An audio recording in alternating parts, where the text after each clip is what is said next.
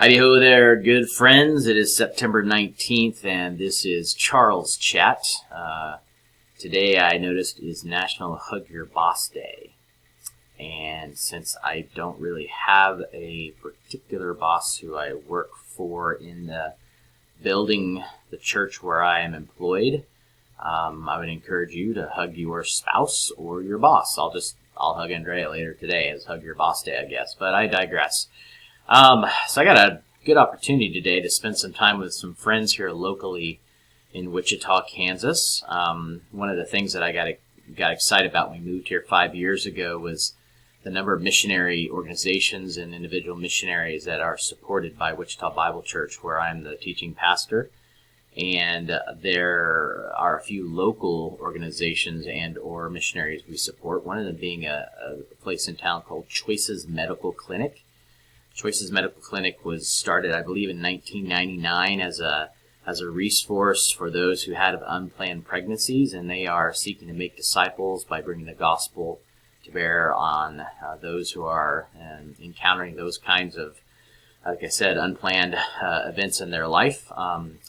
Ironically, it's located right next door to an abortion clinic, and this is a very famous clinic in the United States, once operated by George Tiller, who was murdered, I believe, in 1999, a very famous abortion physician. And Choices Medical Clinic is right next door, saving lives and praying with those who are a part of a very rocky time in their life. And so Choices Medical Clinic is an organization that we support here, and we're very thankful for the partnership we've had with them over the years. So I get to go spend some time in their newly remodeled office and get a tour of their facility. But more importantly, I'm going to talk to one of their lead physicians and one of their directors today about infant loss. October is Infant Loss Awareness Month, and I have been looking forward for a number of months this year to preaching a series of sermons, a couple sermons actually, on the subject of what happens to babies when they die.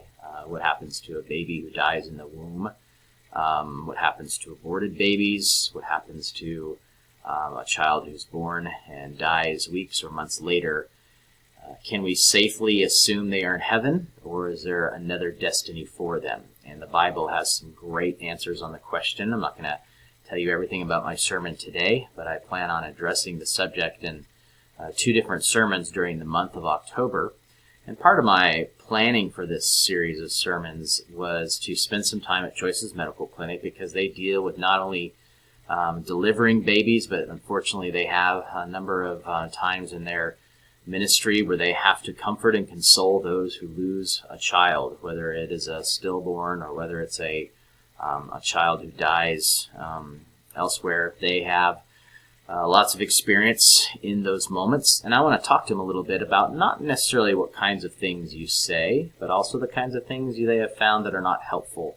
A lot of times Christians are very well-meaning during seasons of grief, but they don't always say the right kinds of things and offer the right kinds of hope in the right kinds of moments. And an organization like Choices has a lot of experience in these very sensitive areas. So I want to pick their brain a little bit about what they have found to be helpful and not helpful over the years when they've talked to moms and dads about the perhaps unexpected death of their child. And I want to learn from them. I want to grow from them, not just for my own benefit, my own ministry, but again, when I preach on this subject in the month of October at our church, I want to be able to share some thoughts from Choices. I also plan on talking to a number of couples that I am friends with who have lost a child, either in or outside of the womb.